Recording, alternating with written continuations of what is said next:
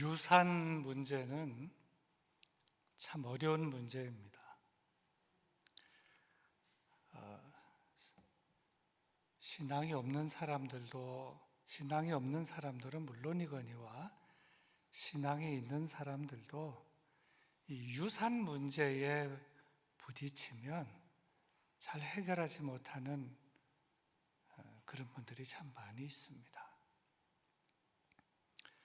유산 문제 때문에 갈등이 생기면 형제 간에도 의가 상하고 아예 보지도 않고 또 원수지간이 되기도 하고 또 더 어려운 관계 속으로 떨어지기도 합니다.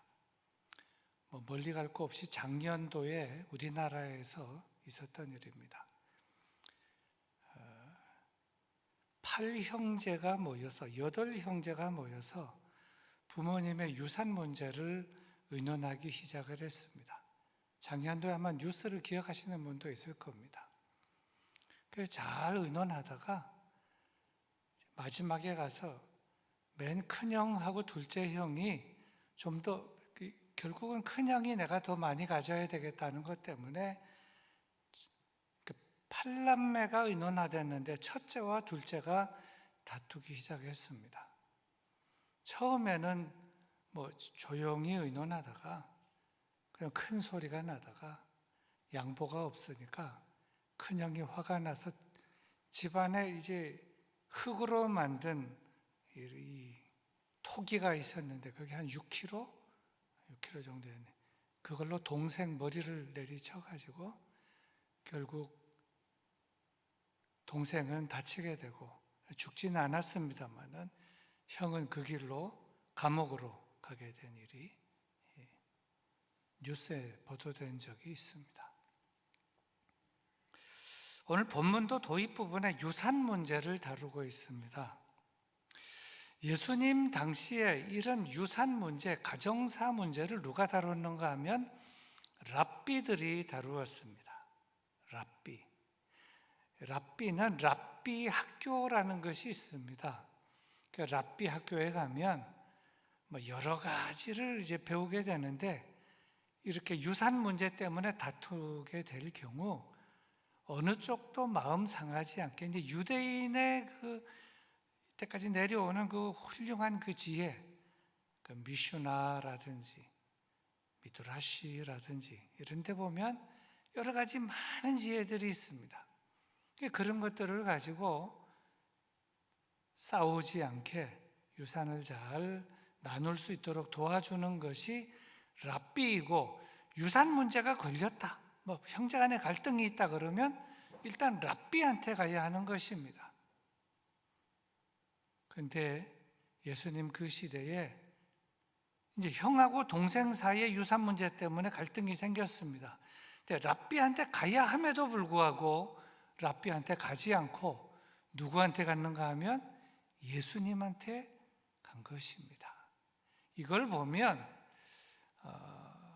랍비도 인정하지만 이 사람은 예수님의 지혜를 더 인정하고 예수님에게 나왔다, 이렇게 보여집니다. 당시 그 유대인의 법, 또 랍비들이 이렇게 잘 조정하는 그 법에 의하면 유산 문제는 그렇게 복잡하지 않습니다. 형제 사이에 유산의 문제가 걸리면 형은 동생의 배를 받는다 하는 것입니다. 무조건 형은 동생의 배를 받습니다. 형이 배를 받는 이유는 형이 부모님을 모셔야 한다 하는 것이 전제로 깔려 있습니다. 부모님을 모시는 비용을 하나 더 주는 것입니다. 그러니 이제 형제면 형은 동생의 배를 받으니까, 형은 배를 받고 동생은 하나를 받으니까 결국 합치면 2배 하나니까 3개입니다. 그래서 유산을 총 3등분을 해서 3분의 1을 형이 가지고 3분의 1을 동생이 가지면 되는 것입니다. 그런데 이제 이러한 그 유산은 부모님이 살았을 때 이러한 유산 분배가 원칙인 것입니다. 근데 부모님이 돌아가셨습니다. 그런 경우에도 형이 일반적으로는 배를 받고 살았을 때 부모님을 모셨으니까. 그런데 이제 부모님이 돌아갔습니다. 그런데 이제 형이 나는 배를 받아야 되겠다.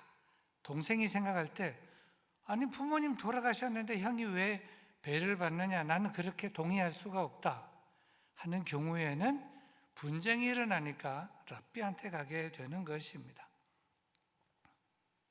지금 이 동생은 형 때문에 마음이 상해서 유산 때문에 형이 주장하는 것을 동의할 수 없다. 그 랍비한테 안 가고 예수님에게 온 것입니다. 그런데 예수님께서는 이 부분을 예수님 저들의 마음을 꿰뚫어 보시고 문제를 처리하는데 우선 오늘 본문에 등장하는 말씀을 살펴보도록 하겠습니다. 13절입니다. 무리 중에 한 사람이 이르되 선생님 내 형을 명하여 유산을 나와 나누게 하소서 하니 내 형을 명하여 유산을 나와 나누게 하소서. 그러면 이제 예수님이 그 뭐가 문제냐 이렇게 물어보면서 잘 나누어 줄 줄로 생각한 것입니다.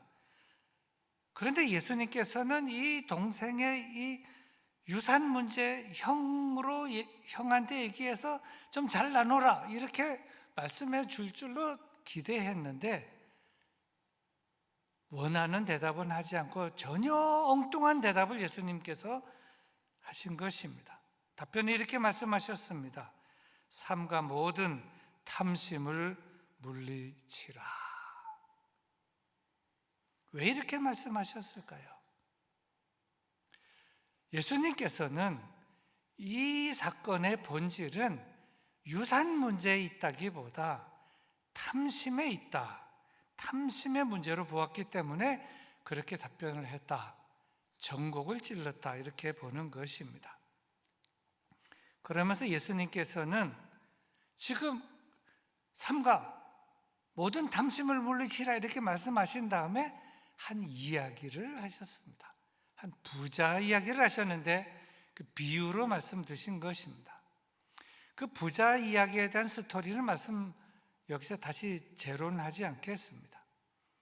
여러분 잘 아는 내용입니다.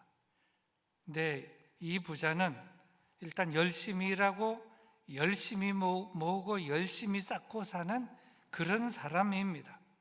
어느 해 열심히 수고한 결과 수확이 넘쳐서 창고가 모자라게 돼서 창고를 더 지어야지 이렇게 생각하고 있는 것입니다.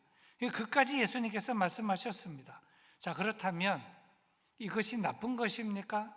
열심히 일하고 그리고 열심히 수확하고 그 수확이 잘 되고 창고에 채우고 하는 것이 잘못되는 것인가? 지금 그 점을 말하고 있는 것은 아닙니다. 그러면 수확이 잘 되어서 자기를 위하여 재물을 쌓아두겠다 하는 이것이 잘못되었습니까? 사실 그것도 아닙니다. 때로 필요한 것은 쌓아두어야 합니다. 쌓아두는 것, 물론 여기에 대해서 좀 미묘한 차이는 있지만 예를 들어서 이런 것입니다. 요즘은 다 아궁이에 장작 불 때지 않습니다만은 옛날에는 장작으로 불을 많이 떼었습니다. 근데 장작은 어떻게 떼야 합니까? 장작은 한 개씩만 가지고 있다가 떼야 되는 겁니까? 장작을 하나 가지고 떼고 장작 다 뗐구나. 그래서 두 번째 장작은 빨리 시장 가서 사다가 떼고 세 번째 장작 갔다가 사다가 떼고 그렇게 하지 않고 장작은 쌓아놓고 떼는 것입니다. 장작을 쌓아놨다고 아무도 그 뭐라고 하지 않습니다. 장작은 쌓아놓고 해야지요. 집집마다 보면 두루마리 화장지 한 개만 있고 떨어지면 가서 또 한 개 사오고 그러는 것입니까? 이만큼 사다 놓고 떨어지면 또 쓰고 하는 겁니다. 그런 것처럼 어떤 것들은 쌓아놓고 살아야 하는 것들이 있는 것입니다. 쌓아놓았다는 것에 문제가 있다, 그 점을 지금 말씀하는 것은 아닙니다. 그러면 지금 예수님께서는 무슨 말씀을 이 부자 비유를 통해서 하시는 것일까요? 그것은 믿는 사람은 어떻게 살아야 하는가, 그리스도인은 어떻게 살아야 하는가 하는 그 말씀을 하고 있는 것입니다. 그 말씀은 21절 말씀에 있습니다. 21절을 제가 읽어드립니다. 자기를 위하여 재물을 쌓아두고 하나님께 대하여 부요하지 못한 자가 이와 같으니라. 자기를 위하여 재물을 쌓아두고 하나님께 대하여 부요하지 못한 자가 이와 같으니라. 자기를 위하여서는 예비하고 장작도 쌓아두고 휴지도 쌓아두고 돈도 쌓아두고 뭣도 쌓아두고 다 하지만 하나님께 대하여는 쌓아두는 것이 없다는 것입니다. 관심이 아예 없는 거예요. 장작도 쌓아놓고 두루마리 화장지도 쌓아놓고 여러 가지도 준비하고, 말하자면 어디다 관심을 두고 어디에 초점을 두고 살아야 하느냐, 하나님에게 관심을 두고 하나님에게 초점을 두고 살아야 한다 하는 것입니다. 세상 사람들이니까 세상 방식대로 살아갑니다. 날마다 좀 표현이 좀 지나칠는지 모르지만 안경이 있지만 눈에 뭘 붙이고 살아요? 배추 이파리를 하나씩 붙이고 산다고, 돈을 붙이고 산다고 그러지 않습니까? 눈 뜨면서부터 돈 하고 재물 하고 산다는 거죠. 그것은 세상 사람들이 살아가는 방식입니다. 그러나 믿는 사람, 그리스도인, 돈이나 재물 상관없이 사는 것은 아닙니다. 돈도 벌어야 해요. 재물도 있어야 합니다만은 세상 사람들은 돈 하고 살아가지만 믿는 사람은, 그리스도인은 그렇게 살아서는 안 되고 하나님의 나라 그러면서 살아야 한다는 것입니다. 지금 그 점을 말씀하고 있는 것입니다. 이 부자는 여러 가지 면에서 볼 때 꽤 괜찮습니다. 일도 열심히 하는 사람입니다. 일하는 태도도 괜찮습니다. 아주 성실합니다. 일도 열심히 하고 일하는 태도가 열심이지 않으면 수확을 그만큼 거둘 수가 없는 것입니다. 창고를 더 지을 만큼 그러려면 일을 잘해야 하는 것이죠. 여기까지는 그런 대로 봐줄 수 있습니다. 물론 이것도 못 봐주는 사람들이 있습니다. 왜 자기만을 위해서 창고를 짓느냐? 하지만 일단 여기는 넘어가겠습니다. 그런데 그러면 이 부자에게 있어서는 무엇이 문제인가? 그것은 19절 말씀에 등장하는 것이 문제라고 하는 것인데, 그 19절 말씀을 제가 읽어드리겠습니다. 또 내가 내 영혼에게 이르되, 영혼아, 여러 해 쓸 물건을 많이 쌓아두었으니 평안히 쉬고 먹고 마시고 즐거워하자 하리라 하되. 이것이 여기에 문제가 있다는 것입니다. 자기만을 위하여 많이 쌓아두고 사는 사람의 문제점은 바로 여기에 있다는 것입니다. 핵심은 이것입니다. 먹고 마시고 즐기자. 먹고 마시고 즐기자.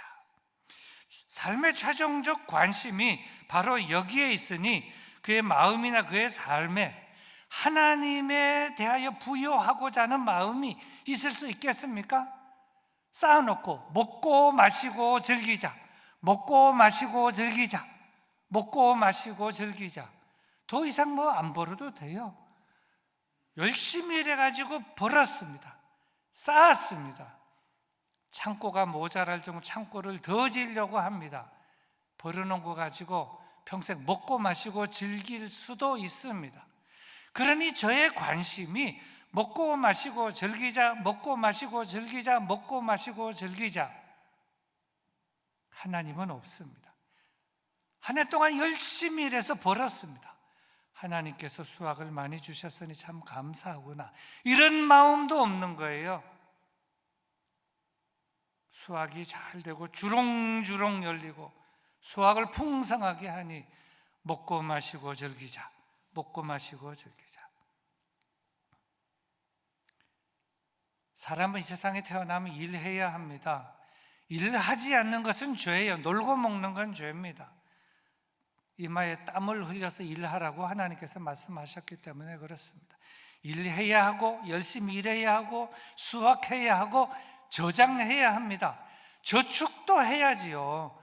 저축하는 건 나쁜 거 아닙니다. 노후도 준비를 해야 합니다. 그것을 죄라고 성경은 말하지 않습니다. 문제는 이제 좀 많이 벌었으니, 이제 저의 관심 많이 벌었으니 먹고 마시고 즐기자, 먹고 마시고 즐기자, 여기에 있다는 겁니다. 수많은 사람들이 그래서 타락을 했습니다.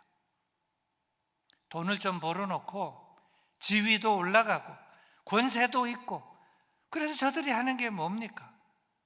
술집에 가고 요정에 가고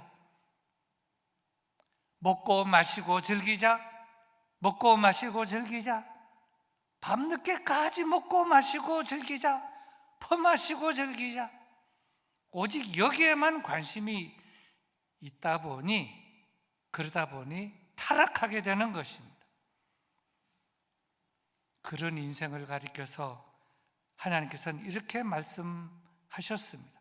어리석은 자여, 어리석은 자여. 어리석다는 것입니다. 저는 스스로 말하기를 나는 어리석지 않다, 나는 열심이고 나는 지혜롭다, 나처럼 성실한 사람이 어디 있냐. 봄부터 가을까지 피땀 흘리면서 일했고 계획성 있게 일했고 창고도 지어가면서 일했고, 그리고 수고한 만큼 내가 거두어서 먹는데 무엇이 문제냐? 나는 지혜롭다, 나는 똑똑하다, 그럴는지 모르지만 하나님께서 저에게 말씀합니다. 어리석은 자요. 하나님께서 어리석다 그러면 어리석은 겁니다. 자기가 똑똑하다고 생각하는지 모르지만 하나님의 결론입니다.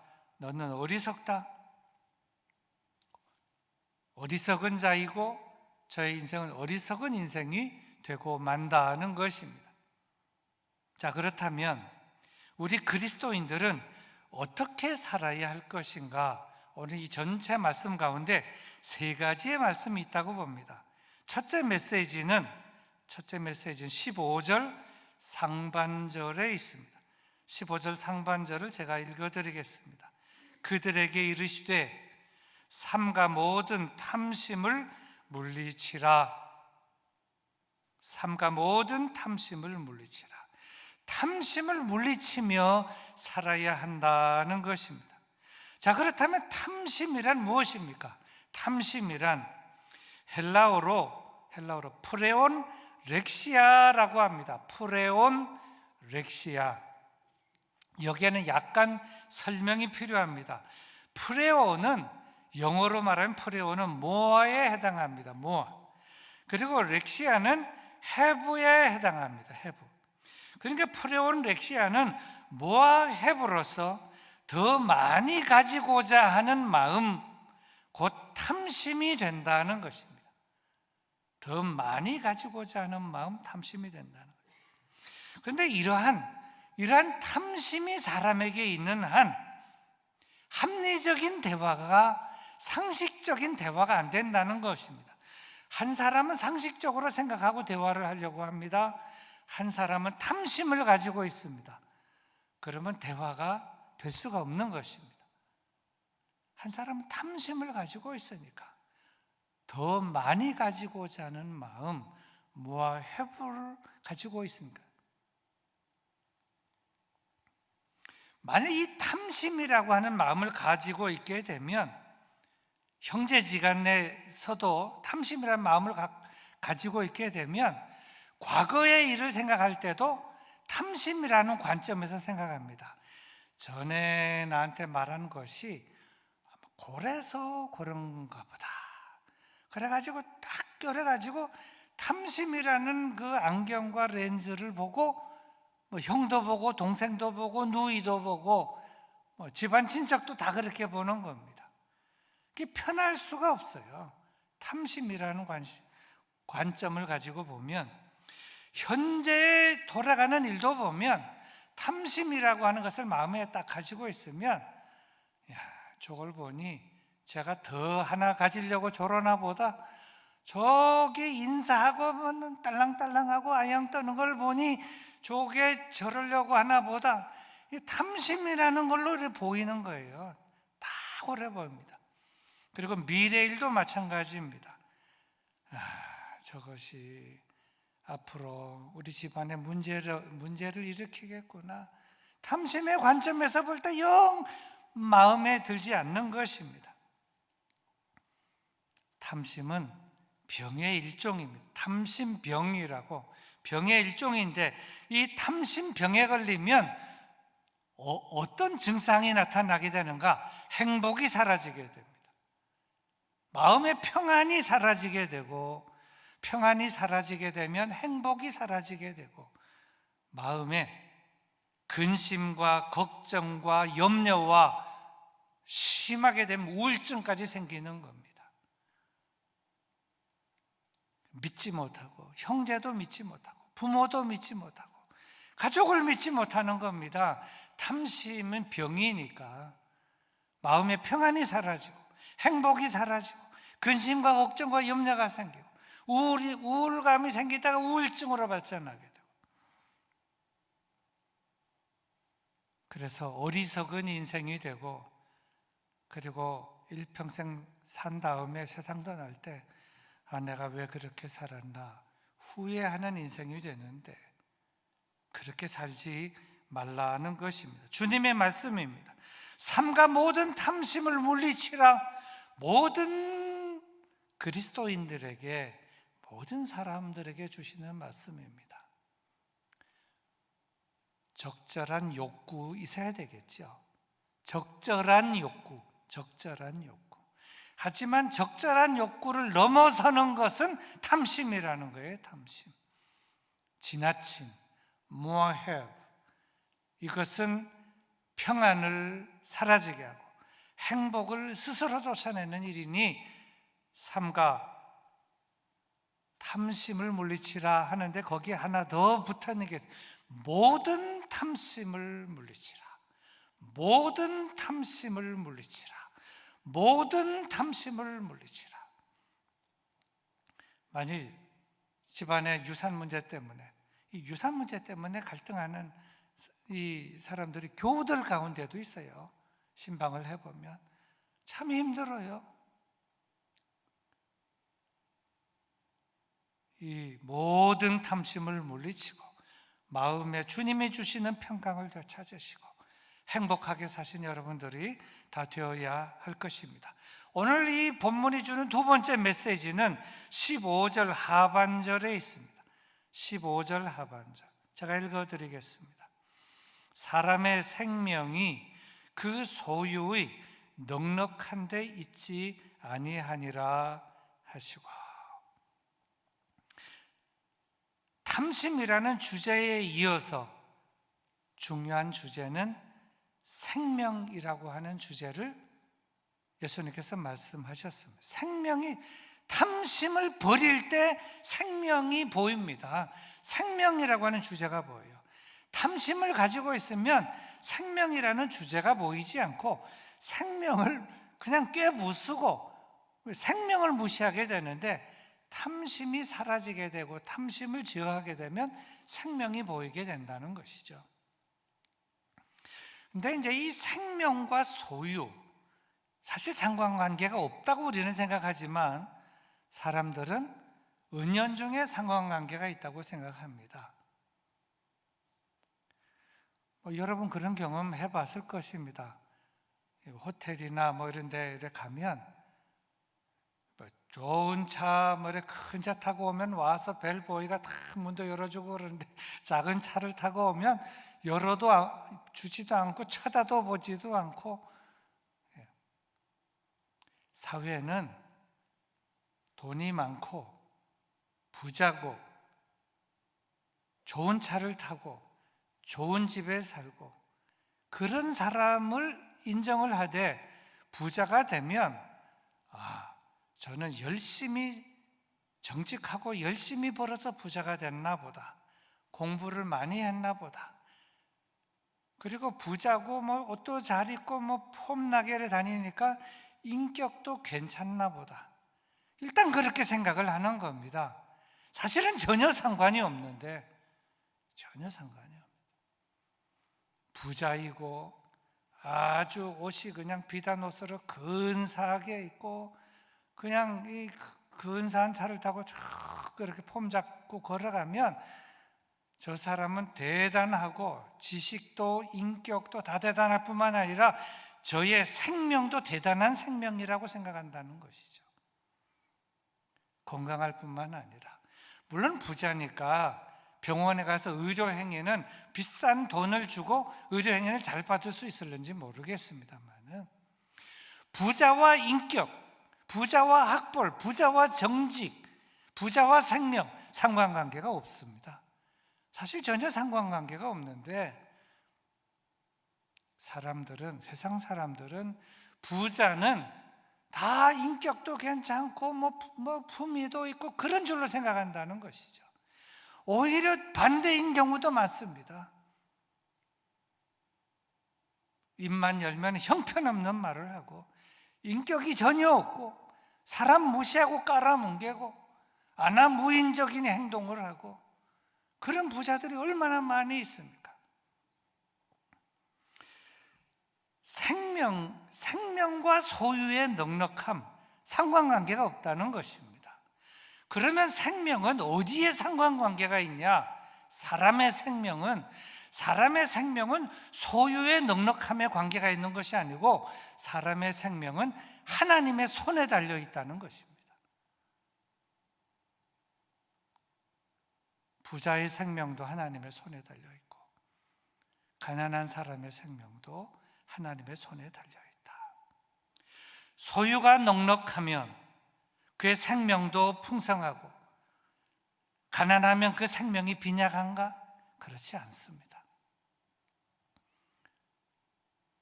그러한 관점에서, 세상 사람들이 보는 관점에서 우리 그리스도인들도 그렇게 바라보고 살아서는 안 된다 하는 것입니다. 행복도 마찬가지입니다. 행복도. 생명은 그 소유의 넉넉함에 있는 것이 아니고, 행복도 그 소유의 넉넉함에 있지 않다. 사람의 생명, 예수님께서 하신 말씀입니다. 사람의 생명은 그 소유의 넉넉한 데 달려 있지 않다. 사람의 행복도 그 소유의 넉넉한 데 달려 있지 않다. 소유가 넉넉하면 오히려 행복하지 못한 사람이 더 많습니다. 그 많은 소유 때문에 행복할 수가 없는 거예요. 잠을 못 자는 겁니다. 왕궁이나 저 유럽에 다녀보세요. 왕이 자는 침대가 얼마나 이렇게 킹 사이즈가 아니에요. 이거 작습니다. 쭈그리고 잔다는 거예요. 행복하지 못하게, 불안하니까. 우리 그리스도인들은 어떻게 살아야 하느냐? 하나님의 손에 내 생명을 맡기고 소유 초월하고 하나님을 믿고 하나님의 손에 내 생명과 모든 것을 맡기고 행복하게 살아가는 사람, 그 사람이 그리스도인이어야 한다는 점을 말씀하고 있습니다. 그리고 오늘 본문이 주는 세 번째 메시지입니다. 21절입니다. 21절. 자기를 위하여 재물을 쌓아두고 하나님께 대하여 부유하지 못한 자가 이와 같으니라. 이 말씀은 삶의 목적이 무엇이어야 하느냐 하는 점을 말씀하고 있습니다. 삶의 목적은 재물을 쌓아두는, 거기에만 두는, 그거를 넘어서 하나님께 대하여 부여해야 되겠다 하는, 거기에 삶의 목적이 있어야 한다 하는 점을 예수님께서 말씀하고 있는 것입니다. 하나님께 대하여 부여하다, 영혼의 풍성함, 영혼의 넉넉함, 늘 믿음으로 살려고 애쓰는 그런 삶의 자세, 말씀대로 살려고 하는 저의 삶의 자세, 그것이 저로 하여금 하나님께 대하여 부여하게 한다 하는 것입니다.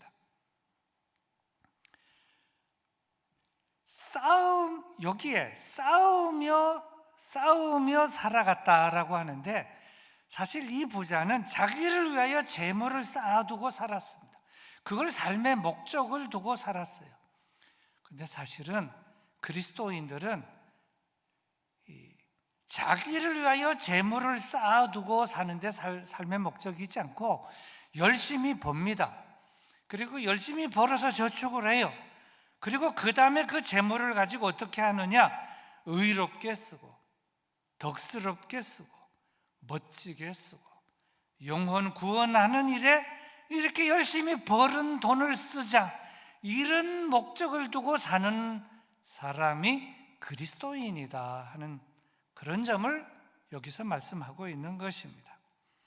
그래서 오늘 이 말씀을 다 이렇게 보면 부자는 두 가지 유형으로 나눠볼 수 있습니다. 두 가지 유형의 부자가 있다고 볼 수 있는데, 첫째는 어리석은 부자가 있습니다. 어리석은 부자. 어리석은 부자는 자기를 위하여 재물을 쌓아두는 것을 목적으로 두고 살아가는 사람이 어리석은 부자입니다. 자기의 모은 재물을 가지고 하나도 하늘에 쌓아둘 줄을 모르는 겁니다. 하나님께 대하여 부여할 줄 모르는 어리석은 부자입니다. 근데 두 번째 부자가 있습니다. 지혜로운 부자가 있습니다. 이 지혜로운 부자는 열심히 모으기도 합니다. 하지만 모은 그 재물을 가지고 자기 자신만을 위해서 쌓아두는 것이 아니라 하늘에 쌓아둘 줄 아는 부자입니다.